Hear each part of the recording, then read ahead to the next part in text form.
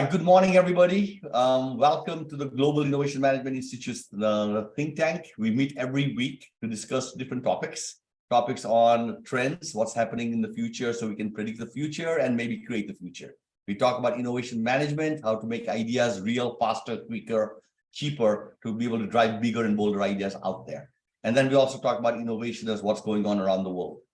Today, we got a fantastic speaker, a person with deep experience, deep knowledge about entrepreneurship and innovation put together.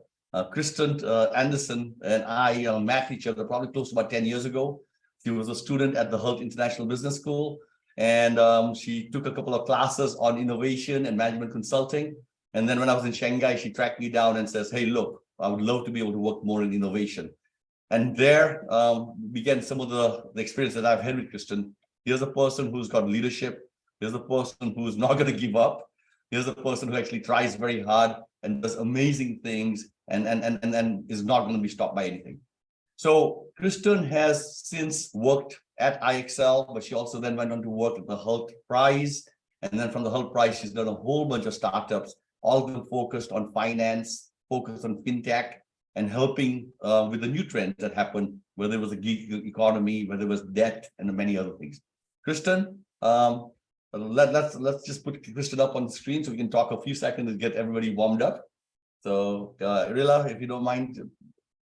Hi, Kristen. How are you? Nice to have you here. Oh, hello. It's so great to be back in the GIMI world. I remember a lot of this stuff from, I think it's been closer to 15 years, HP. It's hard to believe. 15 years. Yeah.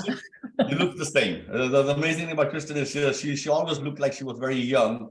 And we put her in roles back then, which were way probably above her age. And yet, but she was very capable in doing that. So I remember people always saying like, who is this very, very young person doing things? She led our Innovation Olympics program at the Hult School in San Francisco. And I remember there, how many students did you work with? How many teams? About 15, I think. Yeah, 15 teams, driving them forward, working with some of the biggest companies on the planet. Kristen, family, tell me about family. What do you have now? Yeah, I have 2 daughters. My oldest just turned 2 and the youngest is 3 months. So I am right in the thick of little tiny children just causing chaos in my life. But if you have children, you know it's some of the best times too. So Kristen has gone through some amazing experiences, multiple startups, raising large sums of money, building teams, and navigating what I would call probably the hardest time of our economy, COVID, and many other things that came along and kept on throwing them against her. And so I hope today, we're going to get a treat in terms of lessons learned, but also watch outs. And then, very interested in what we're going to be doing next again after that, Kristen, because a person like you, I know, has a chapter 3 and a 4 and a 5. Yeah. Careers are long. Most of you probably know that, but careers are very long. There's a lot of opportunity to reinvent yourself. Excellent. So Kristen, why don't you get started, and as you get your slides up, for all of you who are listening in, this is being streamed on YouTube, it's been streamed on LinkedIn as well as Facebook, and feel free to share the link afterwards.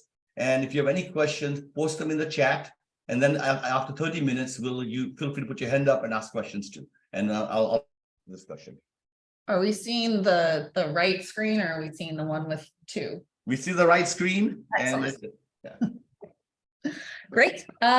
Okay, so HP gave an awesome introduction. Like I said, it's been almost 15 years since I met him while I was a student at Hult.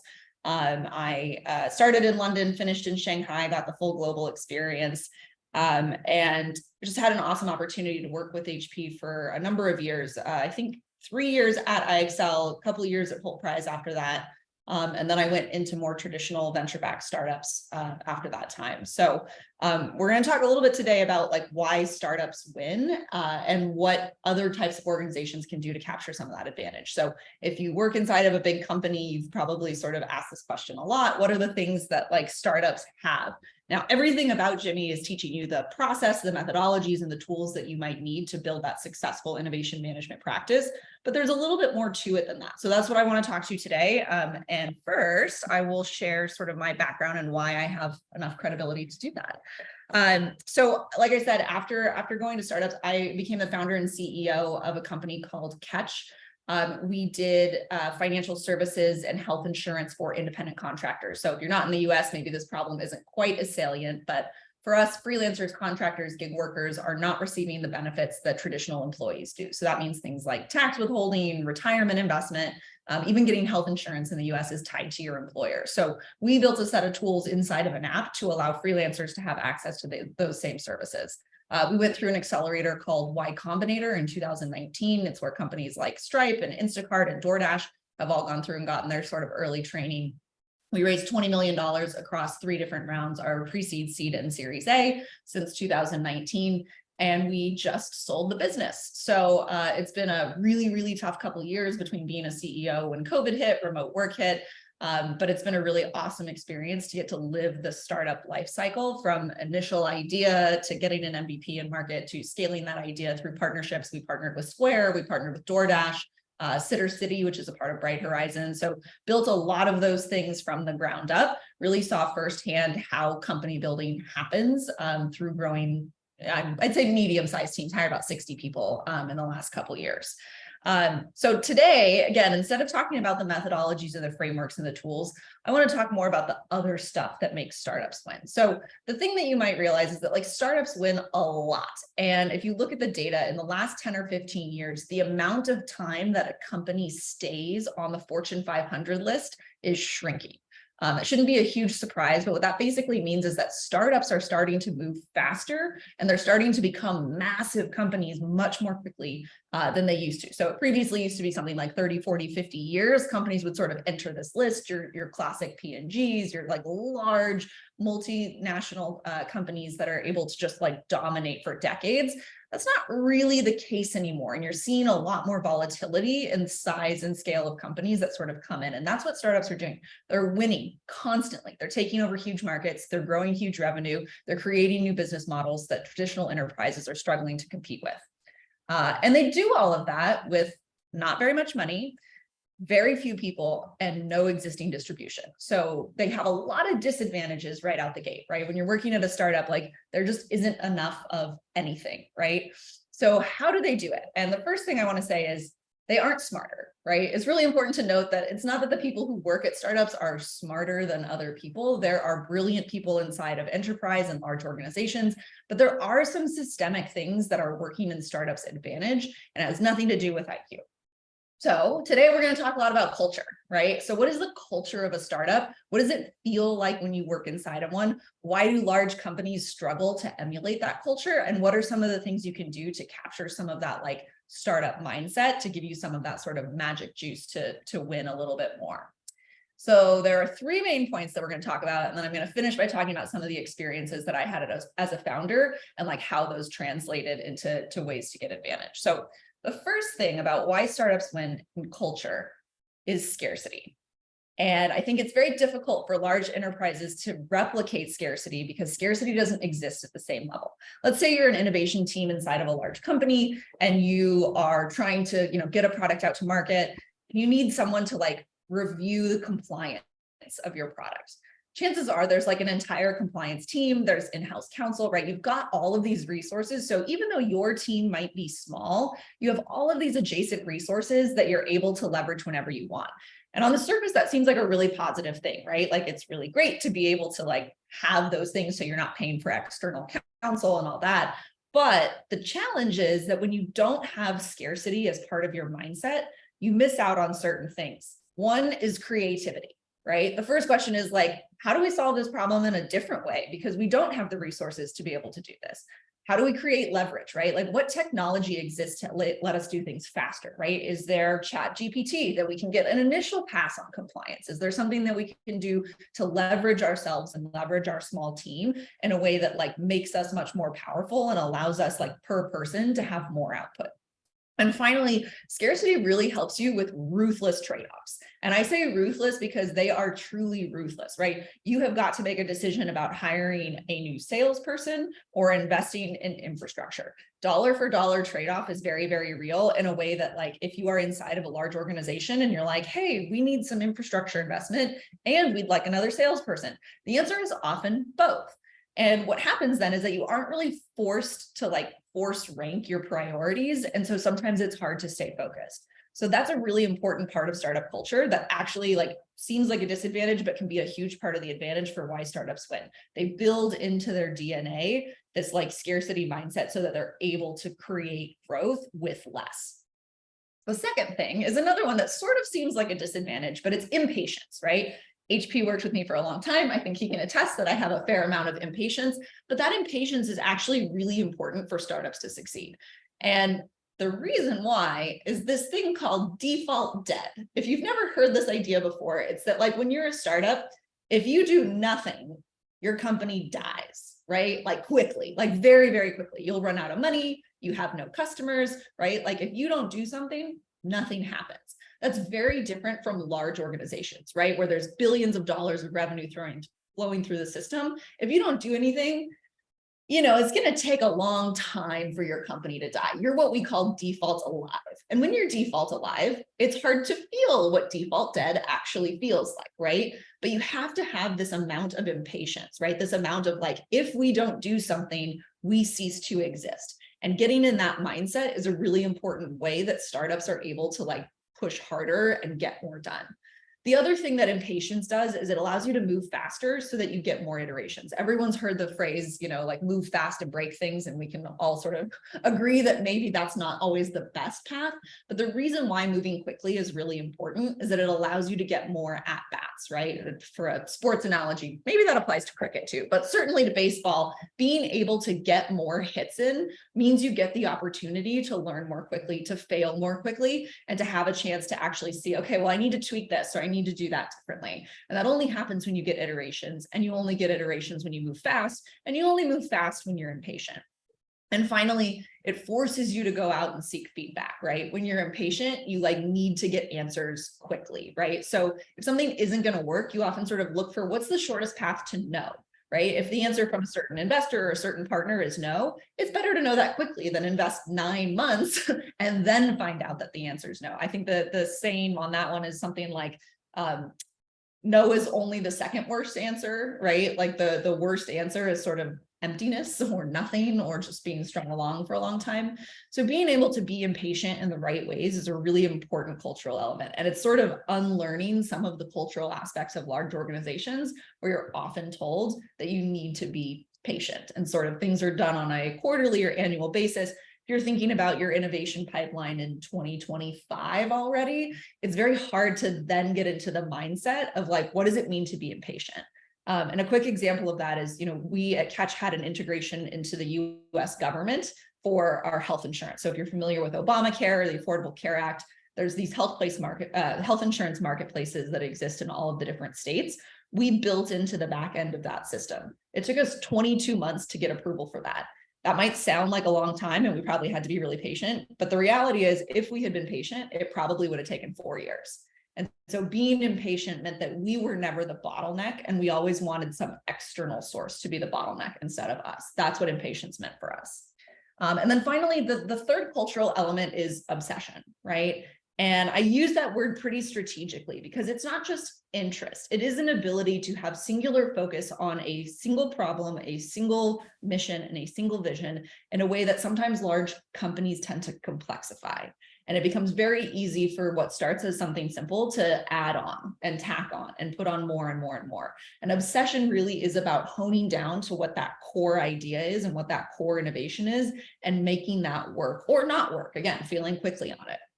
The reason that's important, again, is incentives. So everything in the startup ecosystem is built around the incentive of success in the public markets, from limited partners investing in VC funds, from VC funds building portfolios around taking risk, from founders pushed to grow, right? Again, there are some deficiencies in this system, but we can definitely say that there is a ton of alignment, right? Startups give their employees a ton of equity. That equity is, okay, we're all focused on making this company succeed. We're all focused on making this company more value. So being able to drive incentives in that singular focus and alignment is part of why obsession is actually very powerful.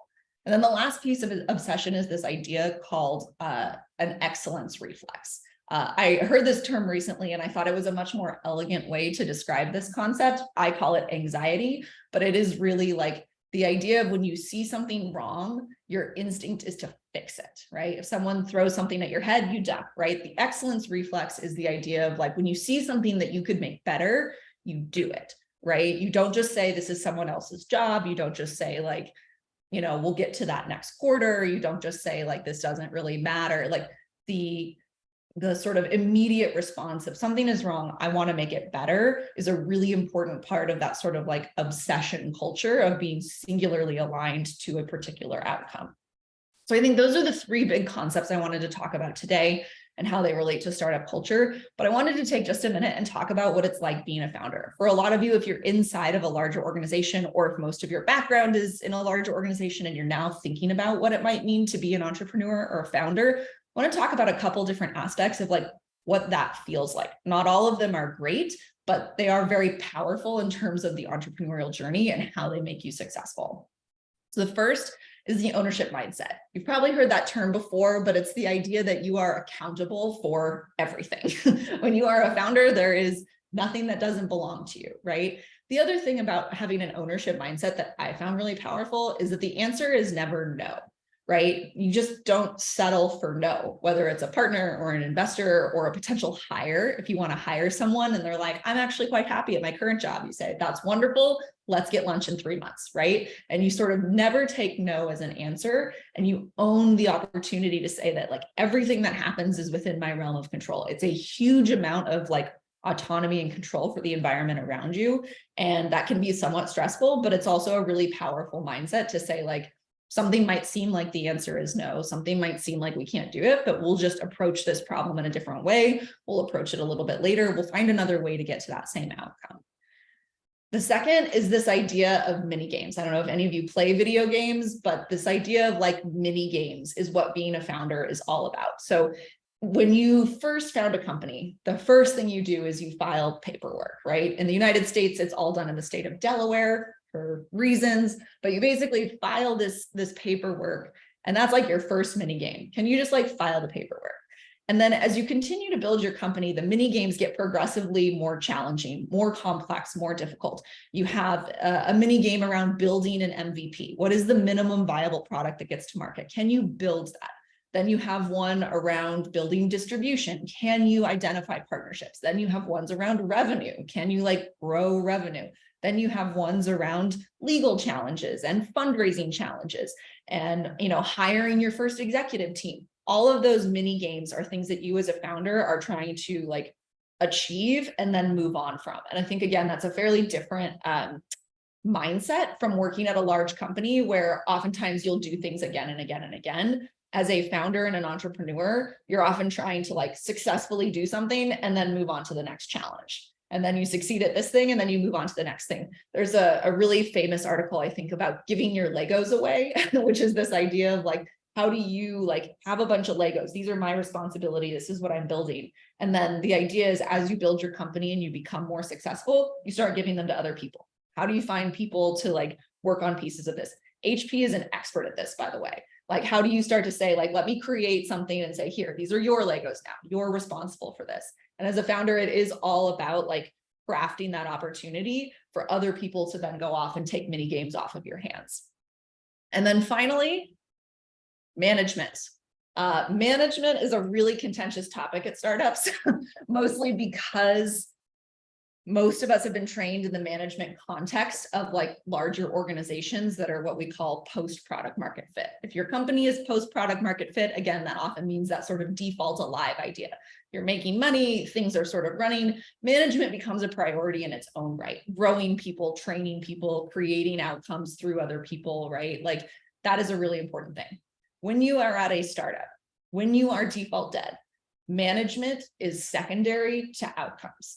Right. And if you focus building your company around, process and the outcomes come second, you often won't get to that point of being default alive. Now, there is a point where that switches, right? Again, once you start to build profitability, once your product is out in market and successful, you then do have to focus on process. And a lot of founders fail at making that switch, right? They sort of have this shortcut mentality of like, outcomes first, process second, and they never make the switch. But it is really important to note that at the very beginning, this sort of 0 to 1, the sort of creating something from nothing. Outcomes are first, right? And what that means in a management capacity is that like the people who report to you have a very different relationship with you than they do with like a manager who's a mid-level executive at a large company, because your goal is to make the company succeed, not necessarily to make that person succeed. So if you're a VP at a large company, your job is to grow the people underneath you and to make them successful. That's super important, like a really critical skill to have. But when you're at a startup, like your goal is to make the company succeed. And it can often be a little bit more ruthless in terms of like, are these the right people? Right? You're not just saying like, hey, this person has some deficiencies in this area. How do I help them grow and fill those gaps? It is often about like the startup needs to get to default alive. So what do we need to do to reach those outcomes? And so people often become sort of secondary. It's what a lot of people don't like about startups. Again, I'm not saying all of these are wonderful things, but I think they're really important to be clear-eyed about, because it can change how successful you are if you're focused on the wrong things at the wrong stage of your company's existence. All right, so last section, quickly, how to build a startup culture. What are some of the things you can do to get some of these advantages? Now, it is your choice. If you're inside of a large organization, going all in on all of these things may not be successful for you or the team you're working on, right? Like you are trying to build in the context, but I just want to give you these tools so that you have them in your brain and you can think about how they might apply in the environment that you're in. So number one is speed over accuracy, right? This is back to that idea of getting iterations in. Like startups are much more focused on like getting things in front of customers than they are on being perfectly correct, right? And GIMI talks about this a lot, like all the training that we do for global innovation management, it's like you can't focus on the perfect. You can't focus on eliminating all mistakes. It is more important to like get feedback from customers, get product out there than it is to have no mistakes in all the decisions you're making. Second is execution over strategy. I don't know if it's just a business school thing. And again, I met HP at business school. I went to business school. There's nothing wrong with getting an MBA, but there is this idea that strategy is prestigious and execution is low level. That is just not true, right? Like actually executing, being in front of customers, getting work out there is so important to success. And so breaking that mentality of saying, well, if my title is strategy, it means that I am like better or smarter than other people. Absolutely not, right? Like startup mentality is execution first, strategy second, right? It's back to that outcomes first thing. And then finally, mindset over milestones. So it's very nice to be able to say, like, we're going to set these milestones 5 years into the future, and we're going to hit this month after month after month. But how much time is actually spent talking about the mindset that you need, talking about the culture of winning, the competitiveness, the trade-offs, the sort of like mentality that you need to have, I think doesn't get nearly enough time and energy when large companies are trying to innovate.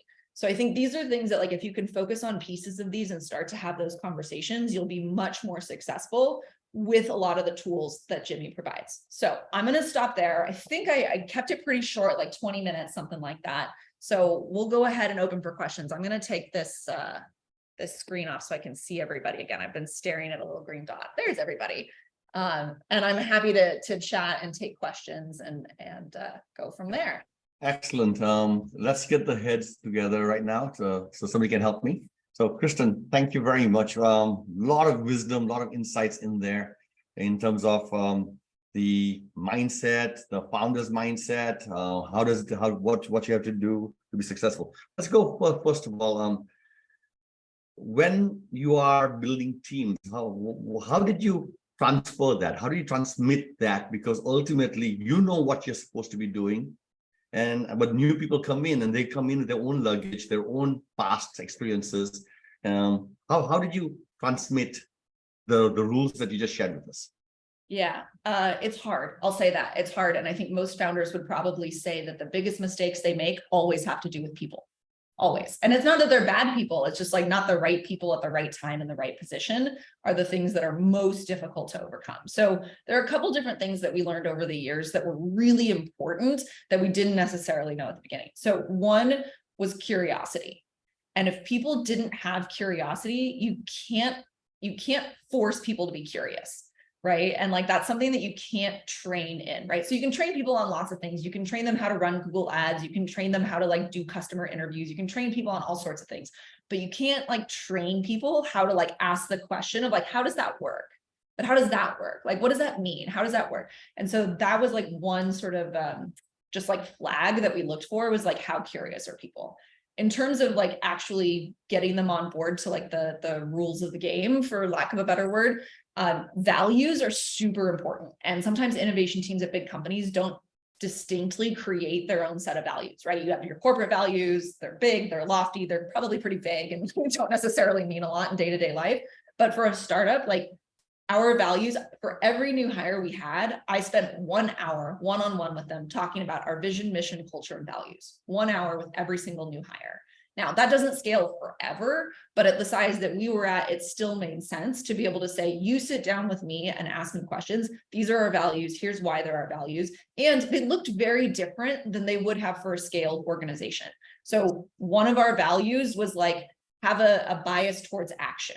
Right? You may not want that to be your value, like if you have $1 billion of revenue that you're managing. But when you're very, very early in some of the things that we were looking at, just being like, just act, right? Start with action. Don't start with thinking. Don't start with whiteboarding. Start with action was the right thing for us. And so being able to impress those upon people, like the very first week they started with us, I think helped build some of that alignment, for the rest of their time with us. Yeah, so what I'm hearing you saying is make sure you hire correctly, curiosity, inquisitiveness, can-do kind of spirits. And then on the other side, the values that you talk about often on the manual of your company's website, you need to somehow talk about them and make sure that you're hiring on the right values also. And most innovation teams and companies don't have the same values that you talked about, right? Let me ask the question. I mean, being a leader and talking about scarcity and being impatient and saying, yes, we can to anything, that must really upset the rest of the organization, because the rest of the organization wants to hear you say, yes, we got resources. No, we won't do that. And it's almost opposite to what people want. And you have to stand there and really push the team further. So how do you keep them motivated, excited, as you said, we don't have the resources, we don't have this, and yet we're going to do it? Yeah. Just like with most things, it starts with leading by example. So if you want people on your team to be creative and find leverage and like do things themselves instead of always relying on outsourcing everything, do that. Like, start with doing it, right? Start with doing it yourself. And again, like, that often means a little bit of untraining, because if you've gotten to a certain level of success in an executive position, you're used to sort of outsourcing. And again, that's part of your job, is to figure out how to give other people things to do so that you're able to focus on certain things. But when you're in this sort of startup environment, whether that's your own company or inside of an innovation team trying to build a single idea out, you really have to show people like what it looks like. So I'll give a good example. One of the things we needed to do at Catch was like, we needed terms of service. Obviously, we were putting a product in the market, we needed terms of service.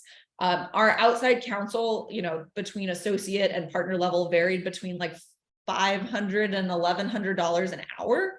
And so that is a lot of money to spend on have someone like create your terms of service. So what I did was I started by going to like 5 of our like adjacent competitors, not exactly doing the same thing, but like I downloaded all their terms. And I went through each of them and I put together a terms of service, and then I sent that to our lawyers. And I said, I think this is our first draft, like, fix it for me, make it okay. So they were able to spend 2 or 3 hours on it instead of 20 or 30. And like, I did that. I didn't just say like, okay, our counsel is doing our terms of service and we're going to run up a $25,000 legal bill to get it done. It was like, okay, I've like really honed in and I've done the work myself so that like we're able to use those other resources much more smartly.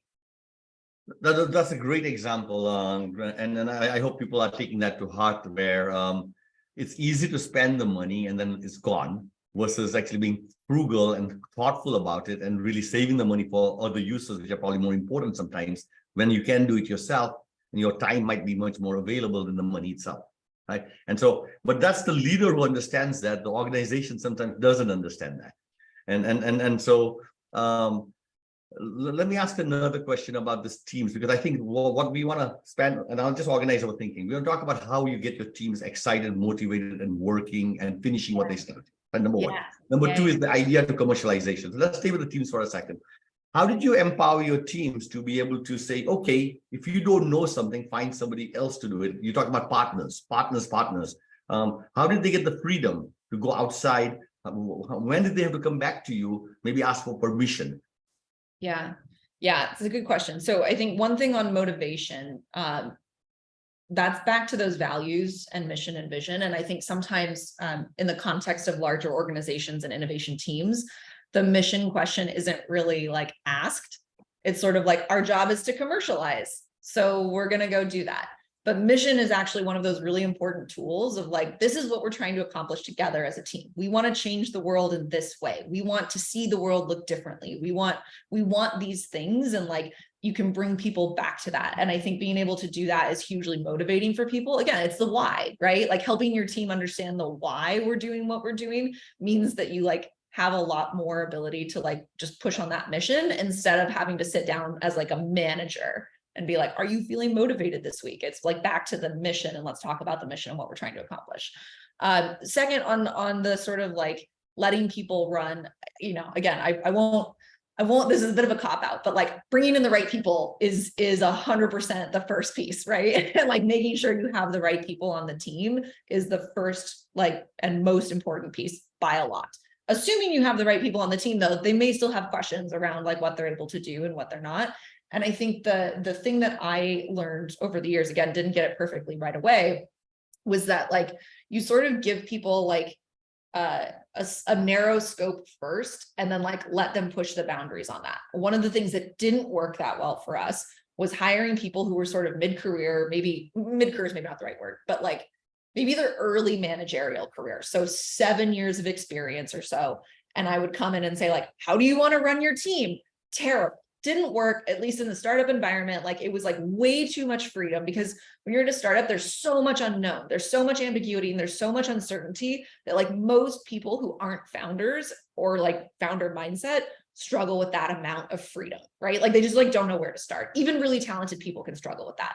And so instead, sort of like giving people like increasing amounts of freedom and autonomy is much more successful. Now that actually is somewhat counter to the narrative that you have with those people. Because people will tell you, I want freedom, I want flexibility, I want autonomy. But in reality, they still need guardrails. They still need some amount of scope. And so being able to like help them have scope, like allows you to then give them more and more freedom. What doesn't work is just saying like, go out and run and come back with $1 million in revenue. Like most people don't actually want that. They want to be told like, here's how we're going to start.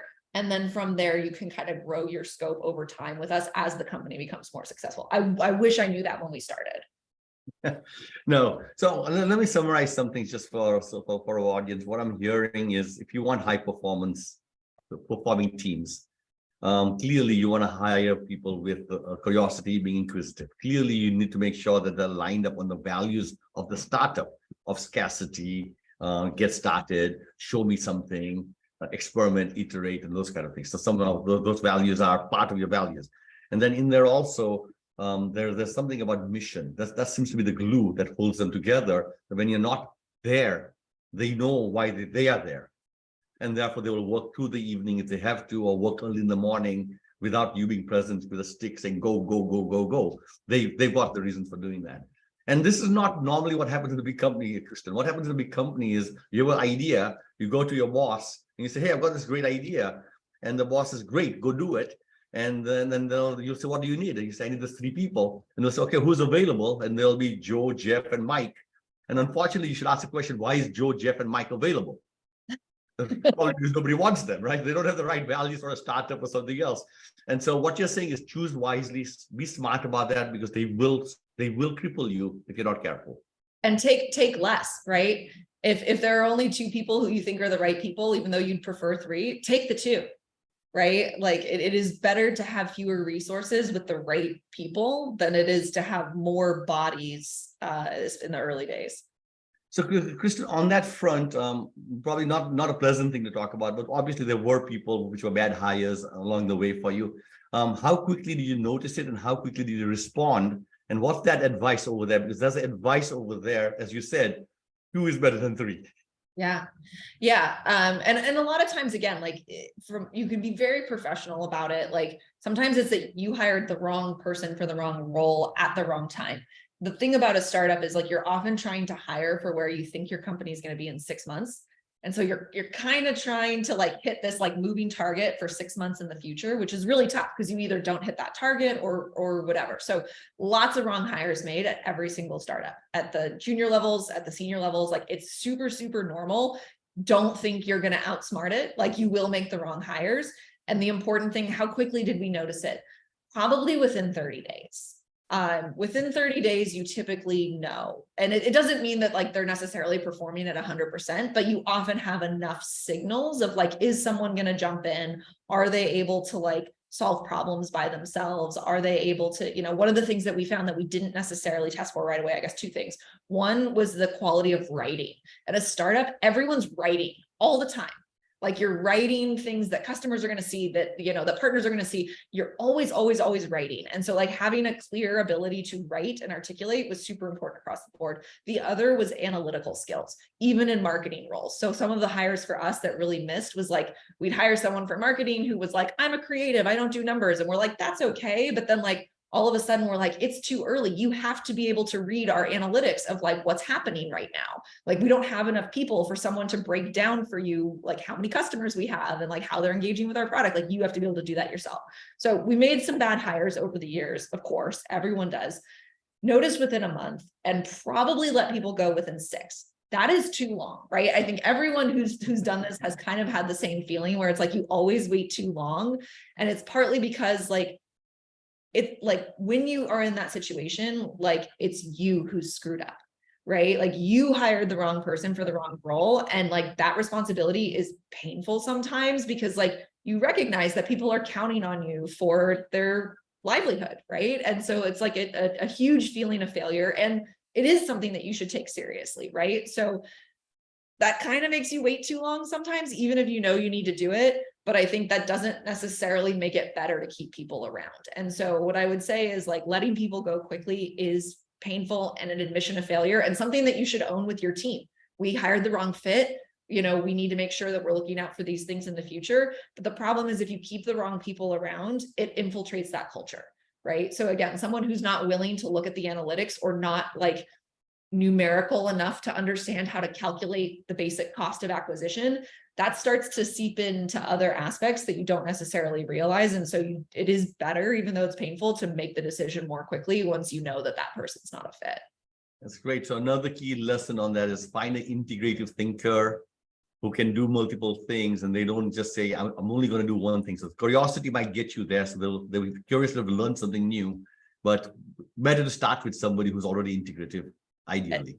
And the thing we always say is you're allowed to ask anything twice, which is once to like ask it. It's totally fine to not know anything, and a second time to learn it. But like, you're not allowed to ask it 100 times.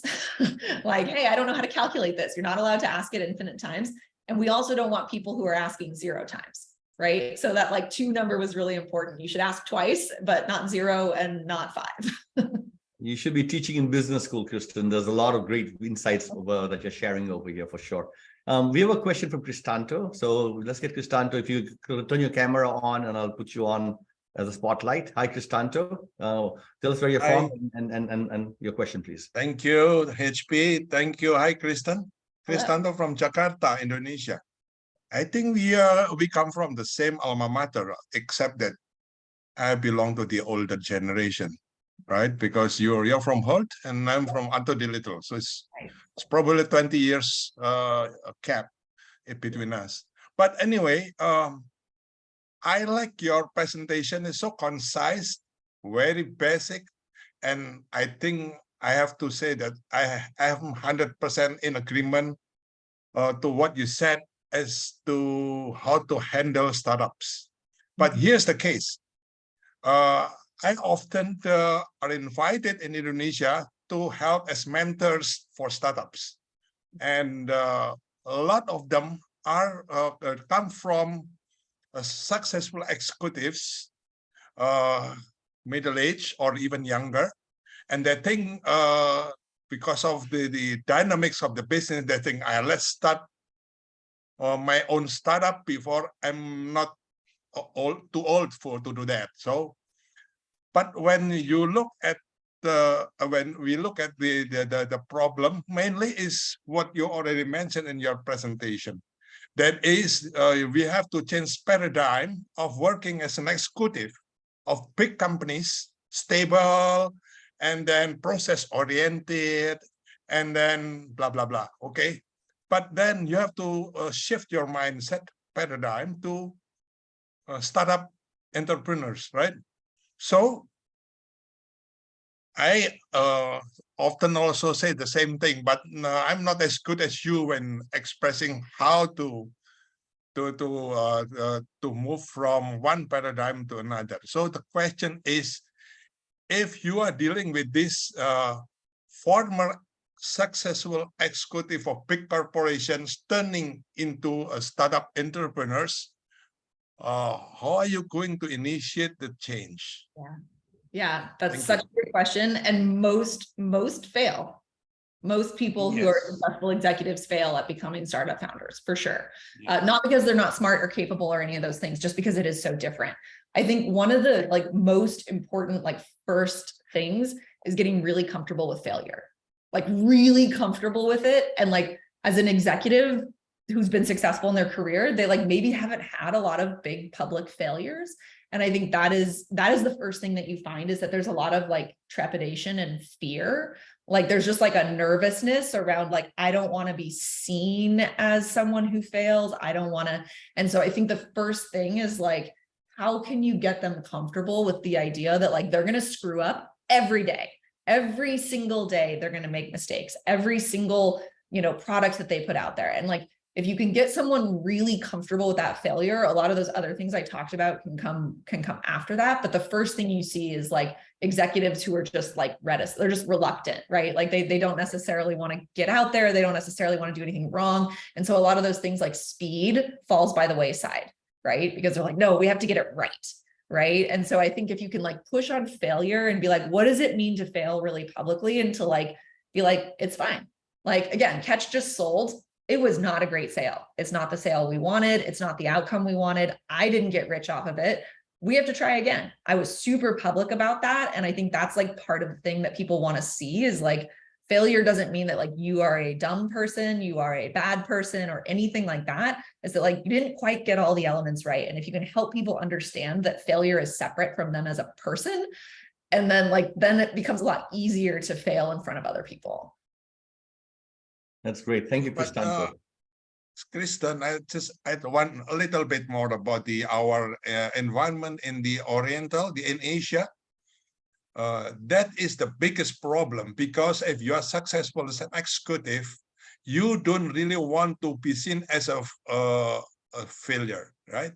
So it is not because of your own belief, but your society, your people around you will actually expect that such a great, successful executive, you cannot afford to fail. So that is the biggest problem in shifting from executive to startup entrepreneurs.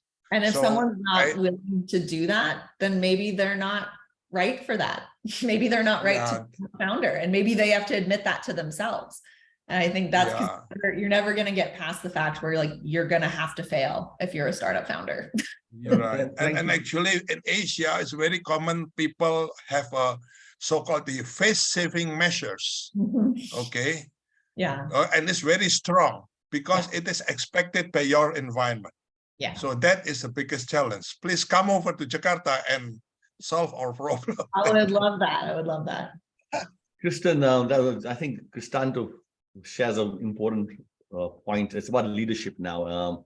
In the United States, even in the United States, people think that it's easy to fail and it's easy to admit failure and all that kind of stuff. It's not really true. Nobody wants to admit failure. Nobody wants to lose face.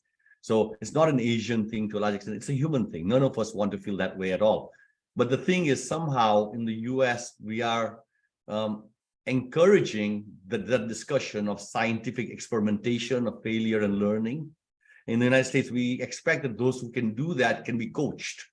That's the important part. The VCs are looking for people who can be coached, that they're not so arrogant, they don't admit the mistakes, but they got humbleness to say I'm open to learning and being coached. So it's coachability that you're looking for. And so maybe you can talk a little bit about the challenges of being coached by both VCs, your board of advisors, and others, and at the same time being strong and saying, I know what I'm doing, but at the same time being coachable. I think that's important. Yeah, I mean, and again, our outcome isn't the one we wanted. So what I would say is, as the CEO and founder, there's no such thing as bad advice. It's that you took the wrong advice, right? Like there may be terrible advice out there, but it's not the person who gave it to you's fault. It's your fault. Like it's your fault for taking it. So there was definitely advice that we got that I shouldn't have taken. Wasn't necessarily bad advice. It just wasn't the right advice for us. And I didn't get that balance right all the time. That's one of the hard parts of the job, is that you're getting advice from every side all the time. Everybody's got lots of opinions about what they think you should do. And your success and failure depends on your ability to determine which advice is the right advice, and when it's right and when it's not. I think, VCs are very smart, but they are, at the end of the day, bankers. And so just like remembering the angle with which they're coming to you is just important, right? Like they're coming in terms of increasing your valuation. Now, in the last 3 to 4 years, that typically meant growth over everything else. But now that's not true, right? So VCs were very quick to sort of flip, and now they're sort of pushing very hard on revenue and margin and things like that. But it means that like you have to sort of sit outside of their point of view and being like, they're trying to, like get me this short-term return for their own markups. And it's the same with the board of advisors. Again, no one's trying to do wrong by you. It's just that their context isn't necessarily the same, and it isn't necessarily what you need to hear. One example is one of our early investors was one of the first investors in Uber. He's on CNBC all the time as like a pro Uber guy who was an early investor there. He invested in us, and he pushed us so hard on like, your product needs to be in the hands of Uber drivers.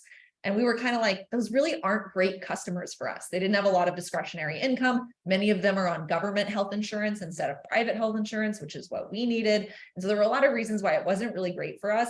But instead of us just being like, thank you so much for your input, that's not what we're going to do, we kind of tried to tap dance around it and do both. And it ended up like costing us a bunch of time and like acquiring us a bunch of customers who were super low margin. And so like, again, like we didn't necessarily hit that balance right. Great. We got questions coming in from now South America as well as from Europe. So I'm going to get Lucia first and then Stefan. So make sure you're ready to ask your questions, and please join us. Okay. Thank you, Hitendra. You were mentioning... Lucia, if you don't mind, introduce yourself, where you're from and all that, so the audience knows where you're calling in from.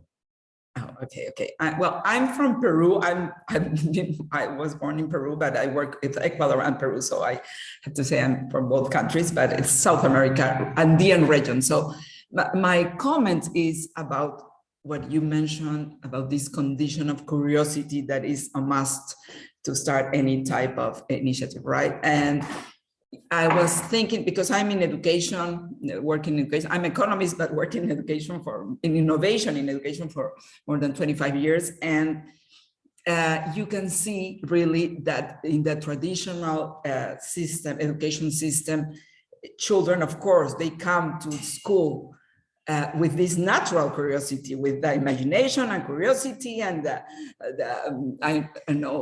thirst of knowing, of learning, but then something happens with this traditional education that the schools are not giving the opportunity to really develop this curiosity in creativity, and why not in innovation. Of course, with the methodology of innovation that you have to train them for, and so, but something's happening in education that they're losing, because of course, then you can see people that's still curious and still creative and so on, and you have another people that I've been working with, like, as you mentioned, that are terribly not curious at all. They are perfect to follow processes and to implement things in a very specific way, but not with the curiosity and but it's a matter of the education system and the model of education now that we have. So we are working hardly with different people from different countries to really try to have this approach in education of education for innovation, not only innovation for education, but education for innovation, which means to train students with a methodology of innovation to really have these generations of people that are perfectly prepared to be innovating, okay, in their lives in any area on what they want to be part of. Yeah, that's. Yeah, I think there's the phrase that's often used for children is a growth mindset versus a fixed mindset, right? And so the thing that you're trying to sort of grow is this idea of like, how do you make children feel safe to fail, right? In that same sort of way, how do you, like, they naturally come with it, right? Like, that's how we've evolved, is to like try, fail, try again, succeed, right? Like, that's what children are built to do.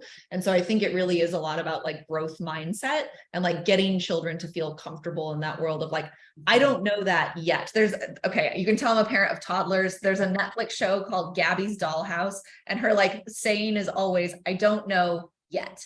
And I love it because it's such a powerful idea of like, I don't have the answer right now, but I can get it, or I can ask someone else, or I can find it. And I feel like it definitely breaks down all the way to young kids. Yeah. Thank you, Lucia. Kristen, one of the things that GIMI is doing now is helping in high school, a program called GIMI Impact. And we are beginning to do just like the Health Prize type of competitions in high schools around, and we're pushing hard in Canada. And it's going to be in Ecuador and Peru and other parts of the world also. And the whole idea is to keep the curiosity, keep the inquisitiveness, think about scarcity as a way to try and find solutions. So very much in line with what you were talking about. Let's get Stefan on. Stefan's from Europe. And Stefan, please make sure you introduce yourself and what organization you represent. Sure. Stefan Gackstetter. I'm a partner at Roland Berger, so management consulting for innovation based in Germany, in Stuttgart. Kristen, thanks a lot for very inspiring messages. I really liked to hear it. Very, very, really insightful. My question is actually, how do you deal with corporates who cannot cope with your speed and with your values? I mean, do you try to convince them? Do you adjust to their terms? Or do you just say, well, I need to have enough corporates, so at the end, there's at least one who can? What's your experience and solution? Yeah, that is such a good question. And it doesn't necessarily always work at every company and with every executive team. And I think, again, Hitendra is probably one of the best in the world at this, of like building alignment with an executive team and trying to figure out like, what does it take to actually get everybody sitting on the same side of the table? So a lot of what I learned in that capacity, I learned from Hitendra early in my career. But some examples, again, we worked with Square, we worked with DoorDash, we worked with some of these large companies. And the way that we got there was finding the folks who had the right incentives, right? Like, who are the people who have the incentives that make sense for them? I think most people, pretty human statement to say we all operate off of the incentives around us. And so one thing that we learned is that like partnerships teams, right? Like, we were trying to build our product out and scale through, DoorDash, the Ubers, like those sorts of things. Partnerships teams were not the right fit for us because their incentives were often much more focused on like PR. Like, they didn't actually care if something worked. Like, they wanted to be able to like talk about it publicly. We did that a couple times, and like it just like didn't drive any business for us. And we were like, okay, you got your PR, but like we didn't actually get the revenue. That's really what we needed here, right? But what we found is that when we were working with product teams and engineering leads, which is not necessarily what we expected at first, but product teams were actually much more aligned because they were responsible for P&L, right? And they were asking questions of like, we need to get up our revenue per customer. We need to do that. And so we found a much more receptive audience there. That's sort of a general answer. I think from a cultural perspective, like there's probably some rule of thumb. Again, HP might be able to say it, but like if you have 5 key stakeholders who need buy-in and you've only got one who you think has the right mindset, it might just not work. And I think being able to, like, from my perspective, you need to be able to set those boundaries and being able to say you will build your reputation and success for the firm that you work with by being able to say like, we don't take any client, right? Because we can't make any client succeed, right? Like, you can lead a horse to water, but you can't make it drink. Very classic American saying there. Like, that I think is a really key component of being able to like build your own boundaries and say like, we can make this work, but like we have to have enough buy-in. Maybe you need 3 of the 5 who are like really bought in, but I think being able to say like, these are the boundaries we have. And if this is the success that you want, like, here's how we're going to get there together. But like, I can't turn you into something if you're not willing to have that learning mindset, that ability to fail, some of those other things. But Germany might be a tough place to make that argument work, but you can tell me. Not sure about that, but I think it's in all countries a different problem. But yes, thanks. Good advice. Thank you, Stefan. And that's a great question for everybody. You know, when you got teams of people working at different speeds, how do you make them all run at the same speed? And it's all about alignment, of course, and stakeholder management, and finding those stakeholders who agree with that speed. And then hopefully those are the ones you work with, and the ones who don't agree with it, make sure that you get them out of the way, or you kind of coach them into saying, support us in a certain way. Stakeholder management is aligning that. We have a question from a startup guy, Akash. So I'm going to put Akash on this thing. I think he's trying to get you interested in what he's doing, Kristen. So let's see what he's going to talk to you about. Hey, Kristen, thank you for being here today with us. My name is Akash Patel, and I'm creating a financial tech mobile application that allows family and friends to help make payments to a person's personal loans, so student loans, home loans, and car loans. I had a question. Whenever you were creating the back end of Catch, could you give us an example of an obstacle and how'd you overcome it? Just one. Yeah, or a couple. Any obstacle, any like particular area? More on the technology side. On the technology side. Yeah. So one thing that you're always doing on the tech side is you're always balancing like features and growth with like technical purity and technical debt, right? Your engineers will always be pushing to like resolve technical debt even before you have customers. We coded this, now we need to fix it. So one example for us was that our API layer, so the layer between our backend and our front end, we wrote in a language called Go. The decision was made by like a 24-year-old engineer, and like he was really smart, and we were all like, okay, that sounds like a good enough decision. And you know, startups don't have that long a tenure, so he was with us for 18 months, then he left. Now we're stuck trying to find people who code in Go, which is possible, but like it's just, Go is supposed to be a very fast language. It's supposed to be super, super fast. But the problem was it had to speak with the languages on our back end and our front end. And that process of translating like slowed it way down. So it became this like huge problem that we had, where it was like everything that was supposed to be going fast ended up going really, really slow. And we had this extra complexity. And that was in 2018 that decision was made. And then I think it was 2021 before it was resolved. And so the answer is like, you're constantly making these decisions of like, does it make sense to pull our engineers off of pushing features for customers, off of like the growth oriented stuff to like resolve this debt and like migrate it? The other problem is you're like, do you migrate it all at once? Do you try and break it down into little projects? And it took us a long time and a lot of engineering work. Like it was a very big mistake in terms of like the amount of time it took to fix it. So we ended up starting in 2021. It took 9 months. Now we did it slowly on purpose because we didn't want all of our engineers off focus for too long. And so we did it very, very slowly, where we migrated it to Python, which was the language of our backend. And we were able to just kind of do it piece by piece by piece. So that was like definitely something that most people who hear that, they're like, oh, was it a really young engineer who did that? It was sort of this like sexy language that everyone was trying out, and it just like wasn't as dependable. And so much more like experienced engineers come in and they're like, yeah, I would have done that when I was young too. And now I have 10 years of experience and now I wouldn't do that. So there are a lot of those things where you're just like making, again, those ruthless trade-offs. They're happening every single day, and there's never like a great answer for them. Thank you. Really appreciate it. Thanks, Akash. Kristen, we are arriving to past 10 o'clock. So what I do want to do is kind of allow people who have to check out to leave this meeting, and we can continue talking, of course. I think the main thing is I want to give you the last minute. Based on all your hard work, all the craziness, all the moments of feeling lost or desolate, you're pushing forward, all that kind of stuff. Tell us what you're going to do next. Yeah. What you're going to do next. So I did make a little bit of money off of Catch. So the good news is I have a couple months and I have a little tiny kid. So I am taking the summer to figure out what's next. So I have like a lot of frustration that we didn't get further with some of the core components. We sold some of our technology. It was mostly on the health insurance side that the buyer wanted it for. I'm frustrated that our financial stack is not going to live past this summer. So I have a question of, do I start another company? Do I try again with a simpler model? Do I take everything I've learned? I'm interviewing with a couple fairly large companies that are looking to grow teams in the same area that I built out. So the question is, can I get my mission accomplished through another channel? right? So that's one of the things that I'm trying to answer. That's a tricky one because you have to really fit in with what the organization is trying to do. And like, is there enough alignment there? Maybe, maybe not. Most of my advice is probably most helpful for early stage companies. Am I a good fit at another early stage company that's looking to, grow on a new business unit or build out fintech capabilities? So I feel super fortunate that I have like enough time now to think about it.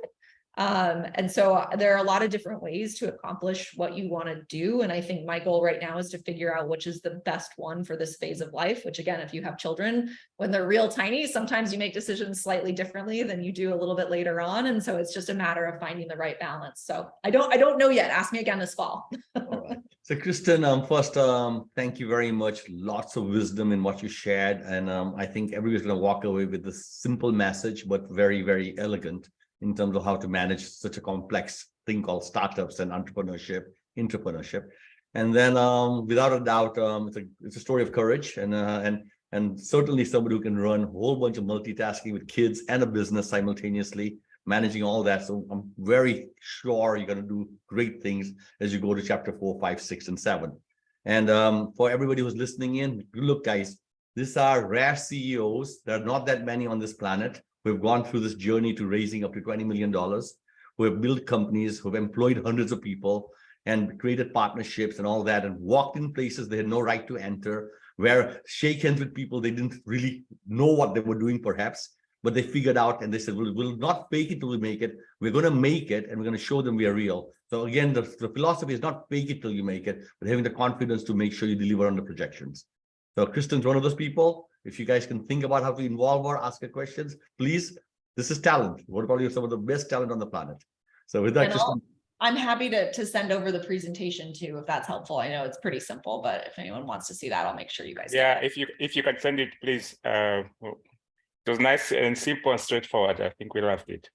that's Joshua from South Africa who's asking that. So that's great. Yeah. So guys, I want to just wrap this meeting up again. This brings our GIMI think tank to the end. Thank you very much for participating wherever you are. What our mission is to train 1 million people. That's what Kristen said. What's our mission? Our mission is to train 1 million people on innovation. And if we can do that, then any problem on this planet can be solved or addressed. And so the philosophy is it's together that we'll do this. So together we can, and we will. Thank you very much. Tune in next week for our next speaker.